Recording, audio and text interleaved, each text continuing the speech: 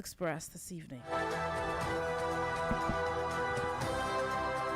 Nigerian Christians celebrate Easter as terrorists carry out fresh attack in Kaduna churches. Inspector General of Police D2 orders viral airing officers to report for disciplinary action as Oyo Fire Service recovers one body, rescues 9.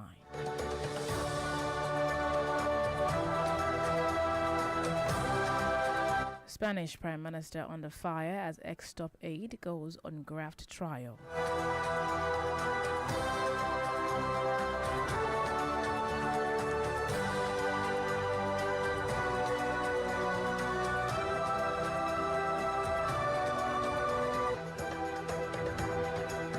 Good evening and welcome to News Express on Damimogo FM Nigeria. A blend of national, local, political, international sports and entertainment news. I am Ogboi, Mark, and now the news in detail.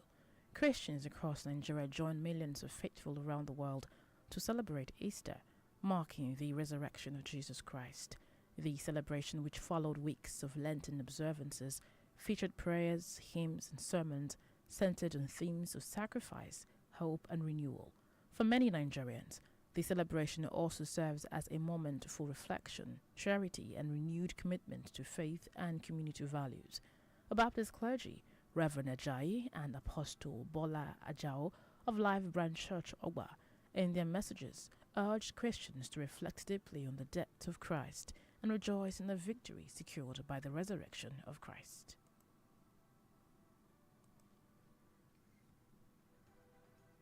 He has risen from the dead. When Jesus rose from the dead, hope was restored. He brings victory. The resurrection of Jesus brings new life. The resurrection gives us assurance. Because Jesus rose from the dead, we are assured that God keeps his promises. There is need for a sober reflection. We have to reflect on what Jesus Christ did for us. When some people celebrate Easter, they celebrate it anyhow, drinking, partying, and all that. But when we remember what Jesus Christ did for us, the reason why he came to this world was to die for sin. So we should not involve in sin. His death for us should lead us to live a holy life. Reverend Ajayi also called on Christians to continue to offer prayers on behalf of slain Christians in Kaduna State.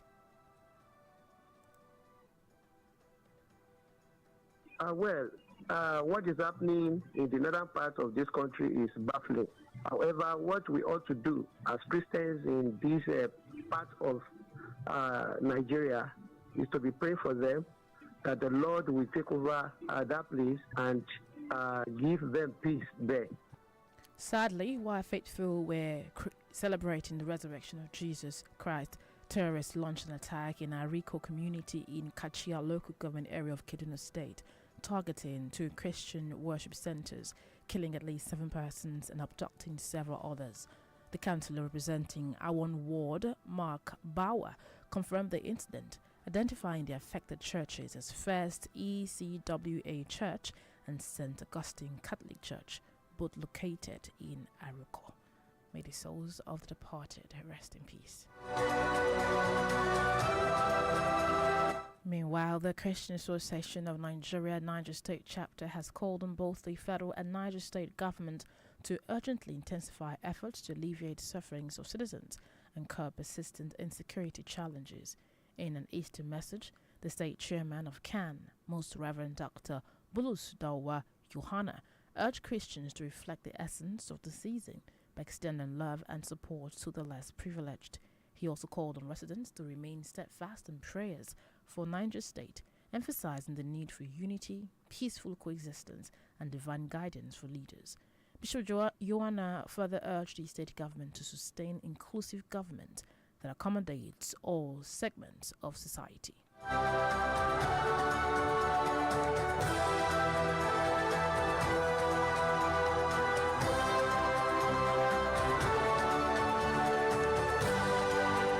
Taking a look at political matters, former Vice President Atiku Abubakar has engaged a Washington-based lobbying firm, Von Batten Montague York, to boost his reputational standing in the United States. Documents filed with the U.S. Department of Justice showed that the agreement was signed on March 9th and 10th by the firm's managing partner Carl von Batten and Nigerian politician Fabiyi Oladimeji. According to the filing, the contract is aimed at shaping perceptions about Atiku within U.S. policy circles and countering narratives linked to the Nigerian government. Under the arrangement, the firm will facilitate meetings between the former vice president and U.S. government officials, including members of Congress, and provide advisory services on policy positioning and engagement strategy.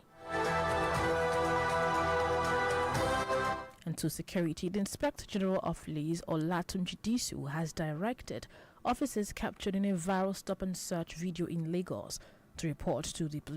Nigeria Police Force headquarters in Abuja for disciplinary proceedings. The force media officer, CSP Aliyu Giwa, in a post on X, said the directive underscored the importance of accountability within the Nigerian Police Force, urging officers to uphold professionalism and exercise restraint. The move follows widespread public outrage over a viral video showing police officers allegedly harassing civilians during a roadside stop-and-search operation.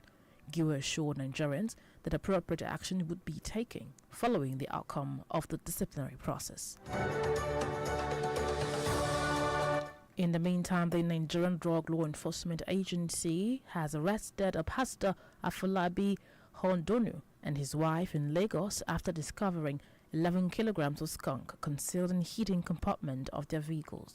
The suspects, allegedly in charge of the Celestial Church of Christ, Agonvi Sea Beach, Sakpo area of Semeboda Badagry, and his wife, Success Hodonu, were apprehended at the Gbaji checkpoint. The agency's spokesman, Femi Babafemi, said the arrest followed an earlier interception at the same checkpoint of a fake security agent while transporting 24.5 kilograms of skunk from Semeboda to Lagos. In a related operation, he said the NDLEA officers at the Murtala Mohammed International Airport, Ikeja, Lagos, intercepted 3.10 kilograms of cocaine concealed in tins of palm kernel extract bound for the United Kingdom.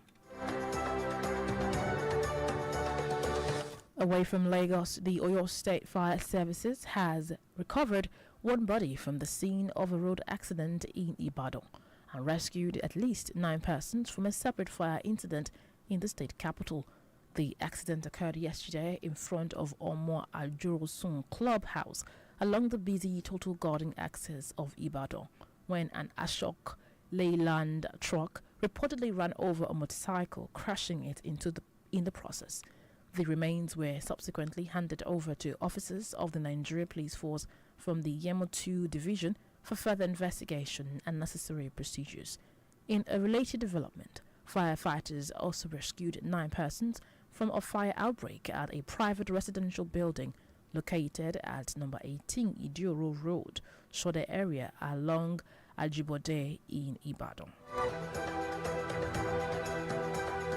Another luxury bus powered by compressed natural gas (CNG) and operated by a transport company was severely damaged following a sudden explosion at the Lagos Garage terminus in Mando area of Kaduna State. According to eyewitnesses, the incident occurred without warning, leaving the vehicle badly wrecked and debris scattered across the busy transport hub. Despite the scale of destruction, no casualties have been reported as of the time of filing this report. Officials are yet to confirm the exact cause of the explosion, but preliminary concerns have been raised regarding the safety of CNG-powered vehicles, particularly in Nigeria's public transportation sector.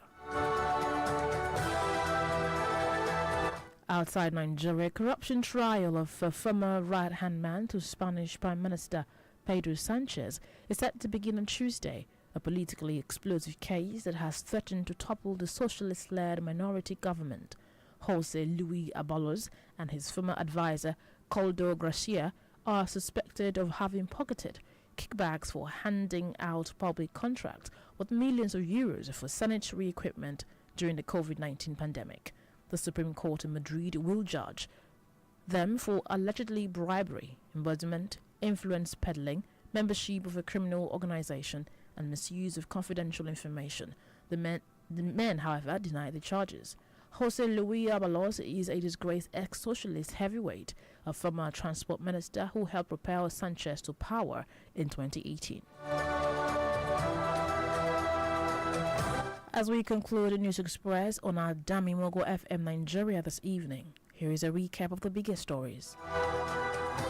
I told you why Christians across Nigeria join millions of faithful around the world to celebrate Easter, marking the resurrection of Jesus Christ. Terrorists launched an attack in Aruko community in Kachia local government area of Kaduna State, targeting 2 Christian worship centers, killing at least 7 persons and abducting several others.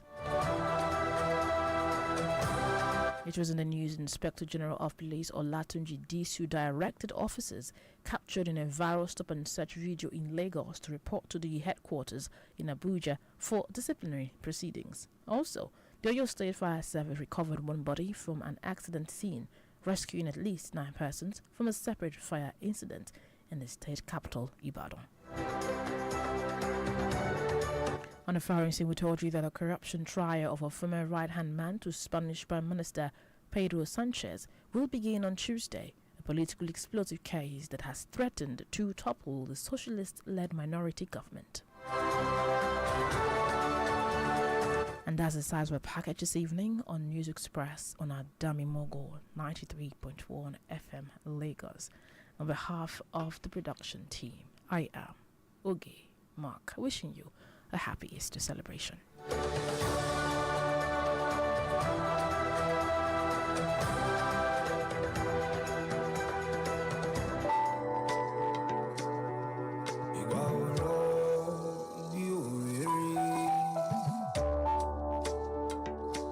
Bí òwú bá di ẹkùn, á máa yan láàrin igbó. When cotton becomes a lion, it can walk freely in the forest. In 1996, Nigerian Super Falcon women's football team faced powerful international opponents in their first FIFA Women's World Cup. They were underestimated, but through determination and skill, they stunned the world by qualifying for the knockout stages. Like cotton turning into a lion,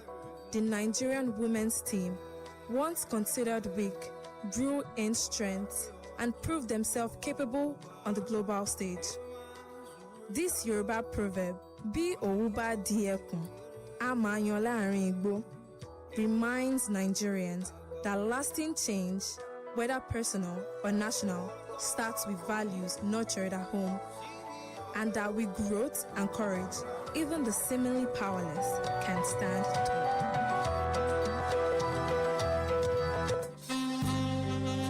Hello, orúkọ mi ni Ibrahim Abidu Chata, mo wà pẹ̀lú àwọn adámilógo 93.1 FM nílùú Èkó, wọ́n máa ń lu Ìbàdàn, wọ́n wà káàkiri àgbàlá ayé. Àsìkò ìròyìn ti tó, bóyá ẹ jẹ́ ká jọ̀bọ̀, lónílé lálejò bóyá, lọ́mọdé lágbà ó, ẹ mú kalẹ̀ owó, ẹ mú kalẹ̀ ọmọ. Ìròyìn tó jẹ́ ojúlówó rédíò yìí lẹ ti máa gbọ́. 93.1 FM ìkànnì tó tayọ, Lekki la máa fi kalẹ̀ sí nígboro Èkó. Adami Mogo FM bóyá.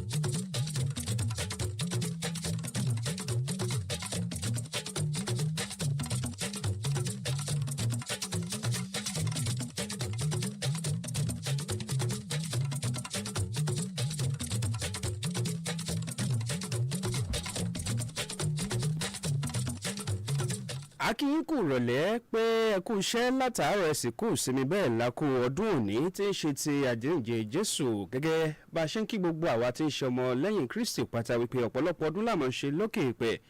náà la tún fi àsìkò yìí kí gbogbo àwọn ẹ̀dá tó ń gbọ́ wa láti ìkànnì àdàmímógo 93.1 FM Akotan Iroyin ló dé sétìgbọ́yìn fún tìrọ̀lẹ́ òní Ọláolúwa Abímbọ́lá lórúkọ tèmi ṣáájú ẹ jẹ́ ká gbọ́ àwọn kókó tó wà nínú ìròyìn náà fún tìrọ̀lẹ́ òní.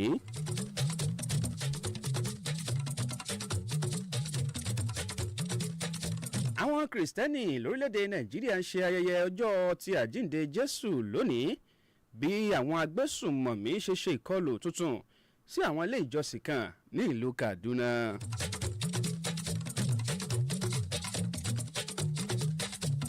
ọ̀gá ọlọ́pàá pátápátá lórílẹ̀‐èdè Nàìjíríà rìpẹ́tù àgbà dísù náà ló pàṣẹ fún àwọn ọlọ́pàá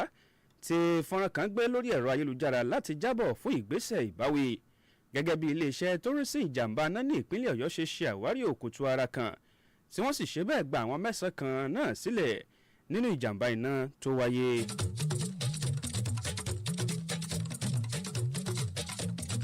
wọ́n fi alákòóso àgbà ní orílẹ̀-èdè Spain lápè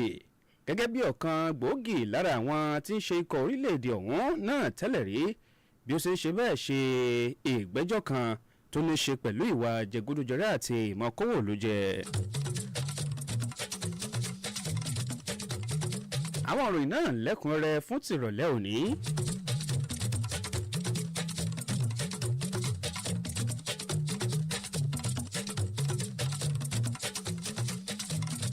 àwọn tí í ṣe ti kìrìsìtẹ́nì tọ́jú ọmọ onígbàgbọ́ lẹ́yìn Kristi lórílẹ̀‐èdè Nàìjíríà náà ni wọ́n ṣe bẹ́ẹ̀ dáwọ́ dùnú papọ̀ lónìí tí wọ́n sì ń dúpẹ́ lọ́wọ́ Olódùmarè fún ti àjíǹde Jésù tó ṣe ti ìpadàbọ̀ wá ti Jésù Kristi Olúwa wa èyí tí ọ̀pọ̀lọpọ̀ àwọn ọmọ orílẹ̀‐èdè Nàìjíríà náà ń ṣe ti ìdùnnú àti ayọ̀ náà tí wọ́n sì ń fi àsìkò náà ṣe ìdúpẹ́ lọ́wọ́ Olódùmarè wípé àwọn tó rí ọjọ́ òní tí ń ṣe ti ayẹyẹ àjíǹde Jésù àti ìpadàbọ̀ Jésù náà gẹ́gẹ́ bí ìròyìn ti ṣàlàyé náà ni wọ́n ní ìdáwọ́dùnújọpọ̀ ọ̀hún iná ló ṣe bẹ́ẹ̀ ló wáyé lẹ́yìn àwọn ọ̀sẹ̀ bíi mélòó kan tí wọ́n ti gbàwẹ̀ tí í ṣe ti lẹ́ǹtì tí kálukú sì fi àsìkò yìí náà tún ṣe àdúrà lọ́pọ̀lọpọ̀ kọrin ìyìn sí Ọlọ́run Elédùmarè gẹ́gẹ́ bí àǹfààní tí kò wá ní báyìí o gẹ́gẹ́ bí àwọn tí ń ṣe ẹlẹ́sìn kìrìsìtẹ́nì náà lórílẹ̀‐èdè Nàìjíríà káàkiri àgbáláyé gẹ́gẹ́ bí wọ́n ti ń fọ̀rọ̀ náà léde pé gbogbo pọ̀pọ̀ ṣẹ̀ṣẹ̀ ọ̀hún náà bó ṣe ń lọ lọ́wọ́ iná ni àwọn tí ń ṣe alàgbà ìjọ kan ni wọ́n ti fi ọ̀rọ̀ léde báyìí lára àwọn tí ń ṣe alàgbà ìjọ ọ̀hún náà ni Reverend Ajayi àti Apostle Bọ́lá Àjàó ti ilé ìjọsìn kan èyí tí ń ṣe Life Brand Church tó wà ní Ọgbà ni wọ́n ti fi ọ̀rọ̀ léde tí wọ́n sì rọ àwọn tí ń ṣe ti Kristẹni gẹ́gẹ́ bí ọmọ lẹ́yìn ti Jésù Kristi Olúwa wa wípé kí wọ́n hùwà ní ìbámu tó ń ti ìlànà léyìí tó yẹ kí wọ́n gbà hùwà gẹ́gẹ́ bí ipasẹ̀ èyí tí ó yẹ kí wọ́n tọ̀ gẹ́gẹ́ bí onígbàgbọ́ èyí tí ó sì ṣe bẹ́ẹ̀ tí ó nífẹ̀ẹ́ Jésù Kristi Olúwa wa gẹ́gẹ́ bí wọ́n ti ṣàlàyé pé kí wọ́n má jẹ́ kí ikú Jésù Kristi àti ìpadàbọ̀ rẹ̀ náà kó já sí asán o kí wọ́n sì rí dájú pé wọ́n ṣe bẹ́ẹ̀ wọ́n lo ìfẹ́ papọ̀ láàrin ara wọn gẹ́gẹ́ bí òṣìṣẹ́ tí ń ṣe ti ẹlẹ́sìn Kristẹni tó ń ti àwọn ọmọ ẹlẹ́sìn Kristẹni ní orílẹ̀-èdè Nàìjíríà gẹ́lẹ́ ti Reverend Ajayi náà tí wọ́n ṣàlàyé tán tí wọ́n sì pe gbogbo àwọn tí ń ṣe ti ọmọ lẹ́yìn Kristi náà tó ń ti ìmọ̀ràn tí wọ́n fún wọn náà níròyìn ṣàlàyé gẹ́gẹ́ bí Reverend Ajayi tún ṣe pé gbogbo àwọn tí ń ṣe kìrìsìtẹ́nì wípé kí wọ́n rò dájú pé wọ́n bẹ̀rẹ̀ sí ní ṣe àdúrà ní kíkan báyìí fún àwọn tí ń ṣe ti ọmọ lẹ́yìn ti Kristi náà tí ikú òjijì tó ṣe bẹ́ẹ̀ tó mú lọ ní àwọn apá ibìkan ní ìpínlẹ̀ Kaduna gẹ́gẹ́ bí ọ̀rọ̀ ọ̀hún tó ṣe bẹ́ẹ̀ tí ó tún tẹ̀síwájú nínú àkótán ti ìrọ̀lẹ́ òní ni wọ́n ṣàlàyé pé nínú ìbànújẹ́ ọkàn náà làwọn kan tún wà báyìí látàrí ìjàmbá ìgbésùnmọ̀mí èyí tí ó tún ṣe bẹ́ẹ̀ tí ó tún súyọ gẹ́gẹ́ bí kálukú ṣe ń ṣe ayẹyẹ ti àjíǹde Jésù lónìí náà ni wọ́n ní àwọn tí ń ṣe agbésùnmọ̀mí tún ṣe ìkọlù sí agbègbè kan tí wọ́n ń pè ní Àríkò tó wà ní ìjọba ìbílẹ̀ Kàchíà ní ìpínlẹ̀ Kaduna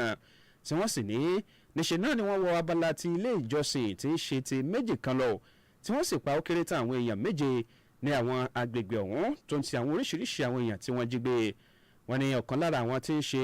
àwọn tó ṣojú ẹkùn ìdìbò agbègbè ibẹ̀ náà ti ṣe Mark Bawa wọ́n ní òun náà ló fọ̀rọ̀ léde tí Mark Bawa ti ṣàlàyé pé lóòótọ́ ní ìṣẹ̀lẹ̀ ọ̀hún ṣẹlẹ̀ o tí wọ́n sì ṣàpèjúwe ilé ìjọsìn tí ìṣẹ̀lẹ̀ ọ̀hún ti ṣẹlẹ̀ gẹ́gẹ́ bí ilé ìjọsìn àkọ́kọ́ èyí tó jẹ́ ti ECWA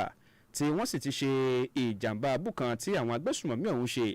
àti ilé ìjọsìn kan tí wọ́n porúkọ rẹ̀ ní St. Augustine Catholic Church tí wọ́n ní ó wà ní ìjọba ìbílẹ̀ Kàchí ọ̀hún ní agbègbè tí ń ṣe Àríkò.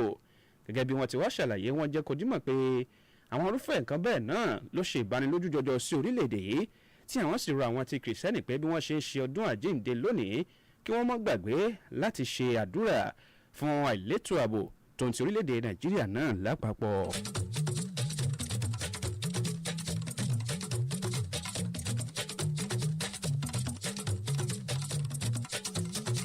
àwọn tí ń ṣe ti àjọ ti kìrìsìtẹ́nì ní orílẹ̀-èdè Nàìjíríà lábẹ́ àkóso Christian Association of Nigeria CAN iná ni wọ́n ti fi ọ̀rọ̀ léde báyìí tí wọ́n sì ní wọ́n ti pe ìjọba àpapọ̀ lórílẹ̀-èdè yìí tó ń ti àwọn ìjọba lóríranran pàápàá ìjọba ti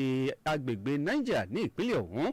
tí wọ́n sì rọ̀ wọ́n pé kí wọ́n dákun kí wọ́n bẹ̀rẹ̀ sí ní wá gbogbo wọ̀rọ̀kọ̀ fi ṣàdá tó ń ti ìgbìyànjú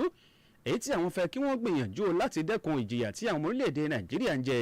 pàápàá láti wáwọ́ àìlétò ààbò lórílẹ̀-èdè yìí láti wáwọ́ rẹ̀ balẹ̀ o. wọ́n ní nínú ọ̀rọ̀ yìí tí wọ́n fi léde tó sì jẹ́ pé tí wọ́n fi ń ṣe ìgbaniníyànjú sí ti orílẹ̀-èdè Nàìjíríà tó ti àwọn ìpínlẹ̀ tó yí orílẹ̀-èdè yìí ká. wọ́n ní ẹni tí ń ṣe alága tó jẹ́ ti gbòógì fún ti ìpínlẹ̀ Niger lẹ́ni tí ń ṣe Most Reverend Dókítà Bulus Dawa Yohana wọ́n lọ ṣàlàyé tó sì rọ àwọn tí ń ṣe ti kìrìsìtẹ́nì tó jẹ́ ti onígbàwọ́ pé kí wọ́n gbìyànjú láti sa ipá wọn láti fi ìfẹ́ hàn síra wọn kí wọ́n sì ṣe bẹ́ẹ̀ ṣe àtìlẹ́yìn tó lọ́rìn fún àwọn tó bá kù díẹ̀ káàtó fún. bẹ́ẹ̀ náà ni wọ́n ṣàlàyé pé Reverend Dr. Bulus Dawa Yohana iná ni ó tún fi àsìkò yìí ké sí gbogbo àwọn tí ń ṣe olùgbé ti agbègbè ọ̀hún ní ìpínlẹ̀ Niger pé kí wọ́n má gbàgbé o láti ṣe bẹ́ẹ̀ bẹ̀rẹ̀ sí ní ṣe àdúrà tó lọ́rìn fún ìpínlẹ̀ ọ̀hún tó ń ti orílẹ̀-èdè Nàìjíríà lápapọ̀. Gẹ́gẹ́ bí Reverend Dr. Bulus Dawa Yohana ọ̀hún bí ó ṣe ṣe bẹ́ẹ̀ rọ àwọn èèyàn wípé orílẹ̀-èdè yìí nílò ìṣọ̀kan lọ́pọ̀lọpọ̀ kí wọ́n sì gbàdúrà fún ìmọ̀jọ̀wùwà papọ̀ ní ọ̀nà tí àlàáfíà tí ó fi wọn ṣe bẹ́ẹ̀ wà sí òkè tàbí gbígbé èrú sí lórílẹ̀-èdè yìí tó ń ti ìdarí èyí tí ó múnádóko. Bishop Yohana náà ló tún fọ̀rọ̀ síwájú tó sì rọ ìjọba ìpínlẹ̀ ti Niger wípé kí wọ́n dákun kí wọ́n ṣe ojúṣe wọn láti rí i pé wọ́n gbé ìgbésẹ̀ tí ó lè rọ ti ẹrú tọmọ lọ́rùn ní ìpínlẹ̀ ọ̀hún kí ìjọba ìpínlẹ̀ ọ̀hún tó ń ti orílẹ̀-èdè Nàìjíríà kí wọ́n tún lè tún ṣe bẹ́ẹ̀ ṣe àdúrà tó ń ti ṣe ìfọkànbalẹ̀ èyí tó yàtọ̀ sí ti tẹ́lẹ̀ lọ gẹ́gẹ́ bí tí wọ́n fi léde fún tàsíkò yìí.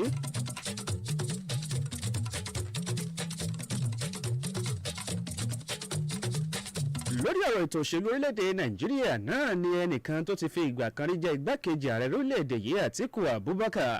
tí òun náà ti ṣàlàyé pé òun tó ti tẹ̀síwájú láti jẹ́ kí ètò òṣèlú ti ọ̀dọ́ ti tòun náà kó tún lè mọ́yán lórí sí i. wọ́n ní náà ló fa èyí tí ó fi pé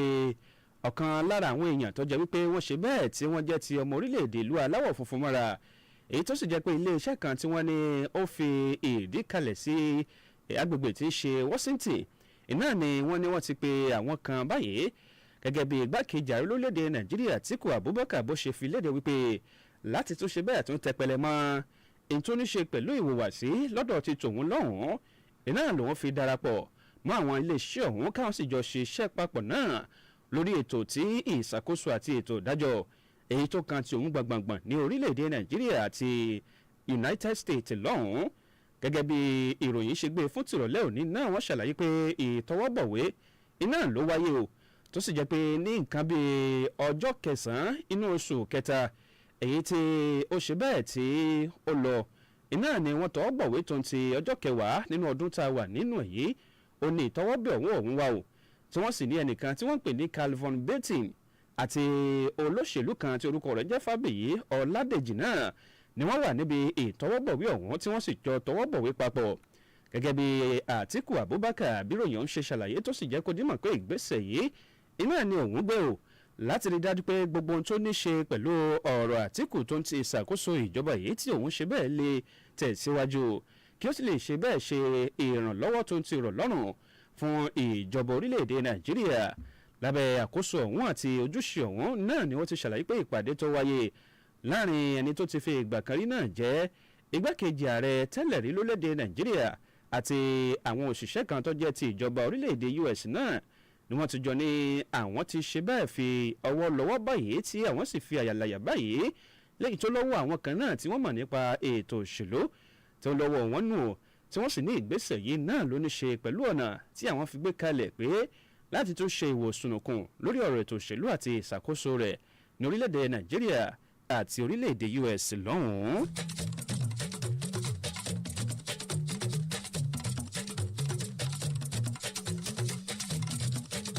lórí ọ̀rọ̀ ètò ààbò lórílẹ̀‐èdè Nàìjíríà náà ni rìpẹ́tù àgbà lórílẹ̀‐èdè yìí ti ń ṣe ọ̀gá ọlọ́pàá pátápátá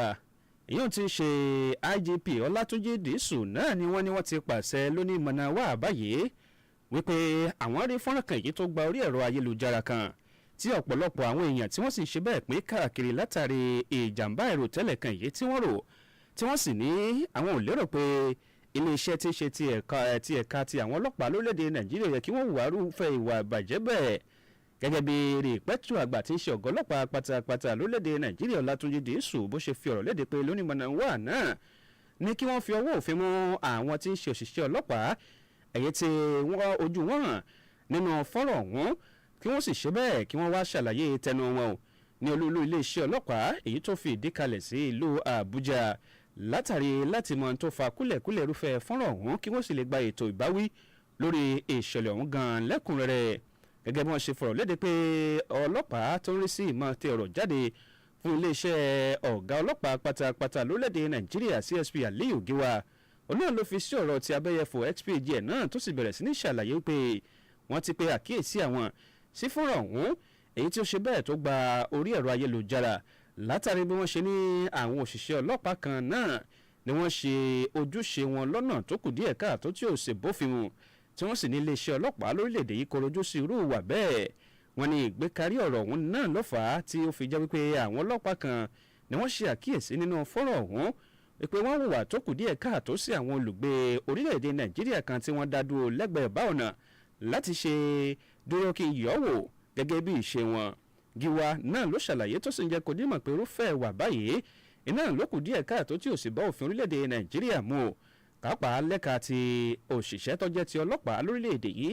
ìdí ọ̀hún rèé tí ọ̀gá ọlọ́pàá pátápátá lórílẹ̀‐èdè Nàìjíríà tí wọ́n fi ránṣẹ́ pé àwọn tí ń ṣe òṣìṣẹ́ ọlọ́pàá ọ̀hún wípé kí wọ́n ṣe bẹ́ẹ̀ wá sí olú iléeṣẹ́ èyí tó jẹ́ ti àwọn ọlọ́pàá èyí tó fi ìdí kalẹ̀ sí ìlú Àbújá láti wá ro tẹnu wọn lórí ìṣẹ̀lẹ̀ ọ̀hún.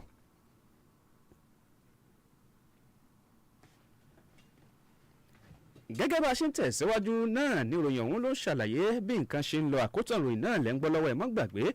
láti kan ní adámiwọ́gò 93.1 FM náà ni mo tún tẹ̀síwájú ń bẹ̀ lẹ́ka ti ètò ààbò lórílẹ̀‐èdè yìí náà ni ìròyìn ọ̀hún ṣàlàyé tó sì ń jẹ́ kó dímọ̀ pé ẹ̀ka tó ń korojú sí ìmọ̀ gbóògùn olóró lórílẹ̀‐èdè Nàìjíríà lábẹ́ àkóso National Drug Law Enforcement Agency náà ni wọ́n ti ṣàlàyé pé àwọn ti ráwọ̀ òfin tó alàgbà ìjọ kan o èyí tí wọ́n porúkọ rẹ̀ ní alàgbà Afọlábí Òdónù tó ń ti ìyàwó rẹ̀ ní ìlú Èkó látàrí bí wọ́n ṣe ní àwọn kẹ́fìn ìwà àbàjẹ́ kan tó ní ṣe pẹ̀lú ìgbóògùn olóró èyí tó kù díẹ̀ káàtó tó fi orílẹ̀-èdè Nàìjíríà ò sì fọwọ́ mọ́ gẹ́gẹ́ bí wọ́n ṣe ṣàlàyé pé oògùn olóró èyí tí ń ṣe kílógíráàmù tí ń ṣe ti 11 òun náà ni àwọn gbà lọ́wọ́ wọn o èyí tí wọ́n dákọ̀ oògùn olóró ọ̀hún pé skunk ni wọ́n pè é tí wọ́n sì ní níṣe ni wọ́n kó oògùn olóró ọ̀hún gbàbí sínú mọ́tò wọn kó tó di pé ọwọ́ òfin bà wọ́n àwọn afurasí ọ̀hún náà ni wọ́n ṣàlàyé pé ti ìjọ Celestia kan èyí tó wà ní agbègbè èyí tí ń ṣe ti ẹ̀bá omi tó wà ní agbègbè Sápó ní èyí tí ń ṣe bọ́dà lọ́hùn tó jẹ́ ti Sẹ̀mẹ̀ èyí ò lẹ́nu lóró ti Sẹ̀mẹ̀ tí ń ṣe ti ìlú Badagry náà wọ́n ní àwọn ti ráwọ̀ òfin tó ẹni tí ń ṣe ẹni ọ̀hún tó jẹ́ alàgbà ìjọ àti ìyàwó rẹ̀ Success Òdónù tí wọ́n sì ní kíákíá báyìí iná ni àwọn ráwọ́ tó wọn ní àwọn agbègbè àyẹ̀wò kan èyí tí wọ́n ti máa ń yẹ àwọn mọ́tò wò tó wà ní Gbàjí gẹ́gẹ́ bí agbẹnusọ èyí tó ń rí sí ẹ̀ka tí ìmọ̀ gbọ́rọ̀ jáde fún àwọn tí ń ṣe ẹ̀ka tó ń rí sí ìmọ̀ gbógun olórílẹ̀-èdè yìí tí wọ́n sì korojú sùúrù wà bẹ́ẹ̀ Fẹ́mi Babáfẹ́mi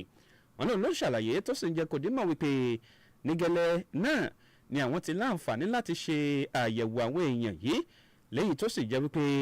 àwọn rí dájú pé irúfẹ́ nǹkan bẹ́ẹ̀ tí wọ́n gbé dání tó ń ti àwọn èèyàn kan èyí tó jẹ́ wípé àwọn fura sí pé òṣìṣẹ́ elétò ààbò tó jẹ́ ayédèrú ni wọ́n náà làwọn ká mọ́ agbègbè ọ̀hún o ní eléyìí tí ṣẹnu lóró Sẹ̀mẹ̀ tó jẹ́ ti ìlú Èkó wọn nínú ọ̀rọ̀ ọ̀hún náà ní àwọn tí ń ṣe òṣìṣẹ́ tó jẹ́ ti NDLEA tí wọ́n rí sí ọ̀rọ̀ oògùn olóró gbígbé lórílẹ̀‐èdè Nàìjíríà náà ni wọ́n tún ṣàlàyé pé ní pápákọ̀ òfurufú èyí tí ń ṣe Muritala Muhammed International Airport tó jẹ́ ti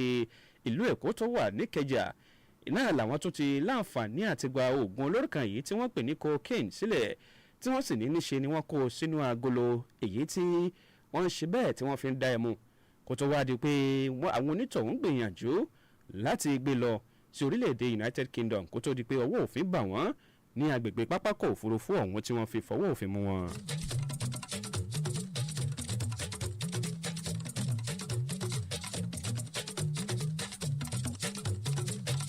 àjọ tó ń sí ìṣẹ̀lẹ̀ pàjáwìrì lórí ọ̀rọ̀ iná ní ìpínlẹ̀ Ọ̀yọ́ ni wọ́n ti fọ̀rọ̀ léde báyìí gẹ́gẹ́ bí ọ̀rọ̀ tí wọ́n ṣàlàyé pé àwọn ti ṣe bẹ́ẹ̀ ṣe àwárí òkútu ara kan ò ní agbègbè tí ìjàmbá ìṣẹ̀lẹ̀ ojú pópó kan náà ti ṣẹlẹ̀ ní ìlú Ìbàdàn tó sì jẹ́ pé ó mẹ́mí onítọ̀hún lọ tí wọ́n sì ní kò mọ síbẹ̀ o pé àwọn tún láǹfààní àti gba ó kéré tán àwọn mẹ́sàn-án kan lẹ̀ nínú ìjàmbá náà kan èyí tó wáyé ní olúùlú ìpínlẹ̀ Ọ̀yọ́ ti ṣe ní Ìbàdàn gẹ́gẹ́ bí wọ́n ti ṣàlàyé ọ̀rọ̀ pé ìṣẹ̀lẹ̀ ọ̀hún náà ló ṣe bẹ́ẹ̀ ló wáyé ní iwájú agbègbè kan èyí tí wọ́n ní ìṣẹ̀lẹ̀ ọ̀hún náà ló sì ṣẹlẹ̀ ń bẹ̀ ní òpópónà tí wọ́n ń pè ní Total Garden ní ìlú Ìbàdàn tí wọ́n ní ọkọ̀ kan tí ń ṣe tírọ̀kì tó jẹ́ ti akérò náà ló lọ dábò ọlọ́kadà kan o lẹ́yìn tí ó sì ṣe bẹ́ẹ̀ tí ó tẹ ọlọ́kadà ọ̀hún tó tẹ̀ mọ́lẹ̀ gógó tí ẹ̀mí fi bọ́ lára ọlọ́kadà ọ̀hún nínú ọ̀rọ̀ tí wọ́n tún ṣe bẹ́ẹ̀ fi léde nínú ìròyìn tí ń ṣe ti àkótán fún tìrọ̀lẹ́ òní iná ni wọ́n ṣàlàyé pé òkùtù ara onítọ̀hún iná làwọn ti láǹfààní àti fàlẹ́ àwọn tí ń ṣe ti ọlọ́pàá lọ́wọ́ tó wà lágbègbè ti Yẹmẹtu láti ṣe ìwádìí lé ìṣẹ̀lẹ̀ ọ̀hún lórí o kí wọ́n sì tún lè bá gbé ìgbésẹ̀ èyí tó yẹ lábẹ́ òfin wọ́n ní látara irúfẹ́ ìṣẹ̀lẹ̀ bẹ́ẹ̀ náà tó ṣẹlẹ̀ náà nílé iṣẹ́ ọlọ́pàá tẹ̀ka ti ìlú Ọ̀yọ́ ni wọ́n ní ó kéré tán àwọn gba àwọn èèyàn mẹ́sàn-án kan lọ́wọ́ ìjàmbá iná òjijì èyí tó súyọ ní ilé kan èyí tó jẹ́ wípé ó ṣe bẹ́ẹ̀ tí àwọn èèyàn ń gbé tí wọ́n ló wà ní nọ́mbà tí ń ṣe kejìdínlógún ìdí òro ní agbègbè tí ń ṣe Sódẹ ní Ajíbọ̀dẹ̀ nílùú Ìbàdàn tí wọ́n sì ní ìṣẹ̀lẹ̀ ọ̀hún náà ló fa tí iná ṣẹ́yọ ní ilé èyí tí ń ṣe ti onígun mẹ́rin ọ̀hún tó sì jẹ́ pé ọ̀pọ̀lọpọ̀ àwọn èèyàn tó wà lágbègbè ìṣẹ̀lẹ̀ náà ni wọ́n pe àwọn ò táwọn sì lọ síbẹ̀ lóní kíákíá kó tó wá di pé Elédùmarè fáwọn láǹfààní àtòrí ọ̀fẹ́ láti gba àwọn èèyàn mẹ́sàn-án lẹ̀ nínú ìjàmbá iná ọ̀hún tó wáyé.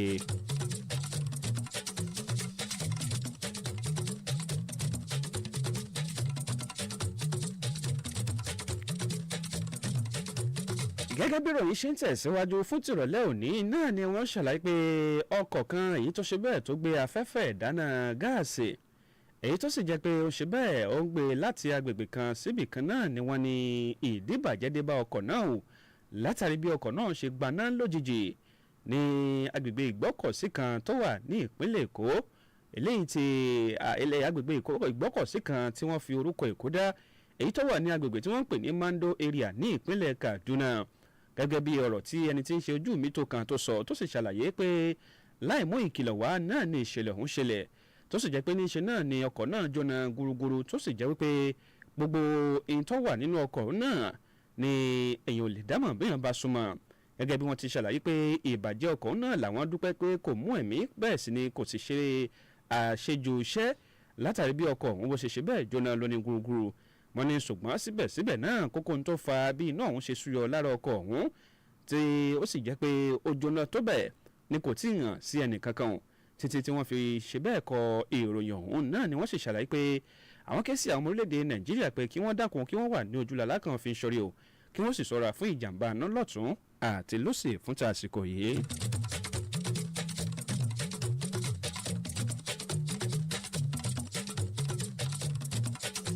ìròyìn ilẹ̀ òkèrè náà ló ṣàlàyé gẹ́gẹ́ bí wọ́n ṣe ń jẹ́ kó di mímọ̀ wípé ẹjọ́ kan náà ló ń lọ lọ́wọ́ báyìí látàrí bí wọ́n ṣe ní orílẹ̀-èdè Spain náà ni alákòóso àgbà ní orílẹ̀-èdè ọ̀hún Pedro Sanchez náà ni wọ́n ní ó ti ṣetán báyìí tó sì jẹ́ pé ní ọjọ́ ìṣẹ́gun ti Tuesday iná ni yóò máa láǹfààní láti kojú oríṣiríṣi àwọn ìdúnkokò kan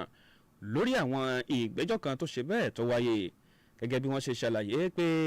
ẹnìkan tó ti fi ìgbà kan rí jẹ́ ikọ̀ èyí tí ń ṣe bẹ́ẹ̀ tí ń bá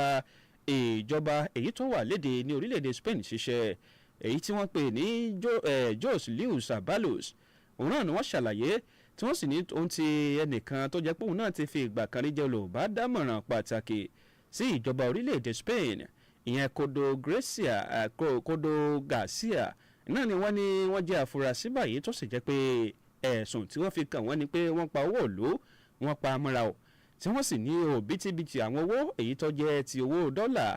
owó ti euro náà ni wọ́n ṣe bẹ́ẹ̀ ni wọ́n kó jẹ wọ́n ní pàápàá àwọn owó èyí tí wọ́n kó lé wọn lọ́wọ́ lásìkò ìgbà náà pé kí wọ́n fi ra àwọn irinṣẹ́ èyí tí ó jẹ́ etí tó sì jẹ́ ojú gbèsè lásìkò tí ọ̀rọ̀ COVID-19 tó ń ṣe bẹ́ẹ̀ tó ń lọ lọ́wọ́ lọ́dún ọ̀hún gẹ́gẹ́ bí wọ́n ṣe ṣàlàyé pé ilé ẹjọ́ èyí tí ń ṣe ti alájùlọ Supreme Court tó wà ní Madrid náà ni wọ́n ní yóò dá ẹjọ́ ọ̀hún o látàrí ẹ̀sùn tí wọ́n fi kan àwọn èèyàn yìí pé ìmọ̀ ṣe bẹ́ẹ̀ gba owó sọ́kúbọ́ lẹ́yìn tààtì ìmọ̀ kówó lójẹ àti ọ̀nà tó jẹ́ pé wọ́n fi ń ṣe bẹ́ẹ̀ ṣe ìpamọ́ka àwọn nǹkan tó ṣe bẹ́ẹ̀ tó jẹ́ ti ìjọba ti orílẹ̀-èdè Spain wọ́n ní àti ìmọ̀ ṣe ìrónilágbára fún àwọn ìwọ̀ ọ̀daràn lóníranran àti méjì bẹ́ẹ̀ tó ń ti àti mọ́ lo àwọn èyí tó jẹ́ ọ̀rọ̀ tó ń lọ lọ́wọ́ èyí tó sì jẹ́ pé ojú méjì mẹ́ta ò gbọ́dọ̀ rí èyí tó jẹ́ ti ìjọba orílẹ̀-èdè Spain náà lóríṣiríṣi ẹ̀sùn èyí tí wọ́n kà sí àwọn afurasí ọ̀hún lọ́rùn wọ́n ní Jose Luis Abalos náà ni wọ́n ṣàlàyé pé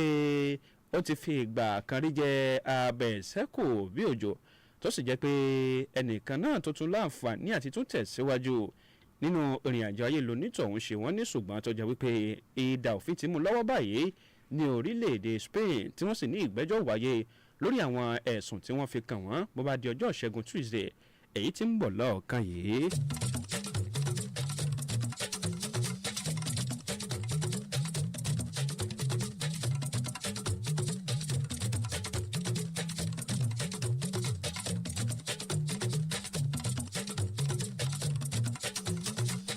Akotan Iroyin náà ló wá sí òpin fún tìrọ̀lẹ́ òní ṣùgbọ́n kó tó di pé àdágbére fúnra lẹ́ẹ̀kan sí ẹja mú àwọn kókó ọ̀hún sétígbọ̀ ara wa lẹ́ẹ̀kan sí i. àmọ́ wá sétígbọ̀ yín wípé àwọn kìrìsìtẹ́nì orílẹ̀-èdè Nàìjíríà ń ṣe ayẹyẹ àjọyọ̀ ti ọjọ́ àjíǹde Jésù lónìí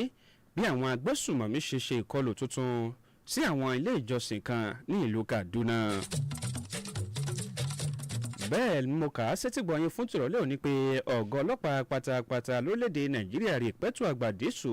ó pàṣẹ fún àwọn ọlọ́pàá ti fọ́nrán kan tó ṣe bẹ́ẹ̀ tó gbé lórí ẹ̀rọ ayélujára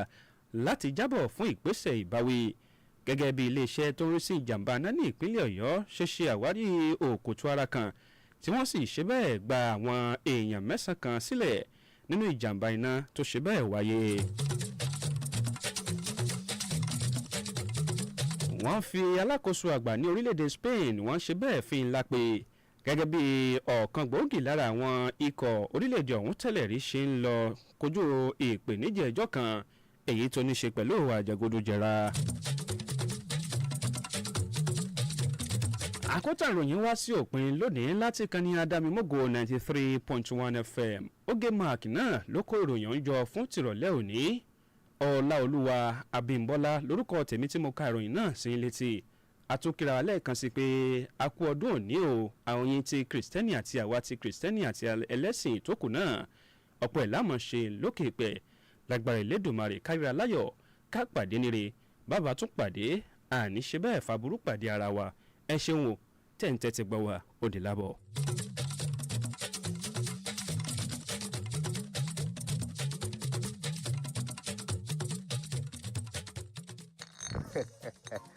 Fàájì òpin ọ̀sẹ̀ ọmọ wíkẹ́ndì lè bá ọ̀gbẹ́ni jọ.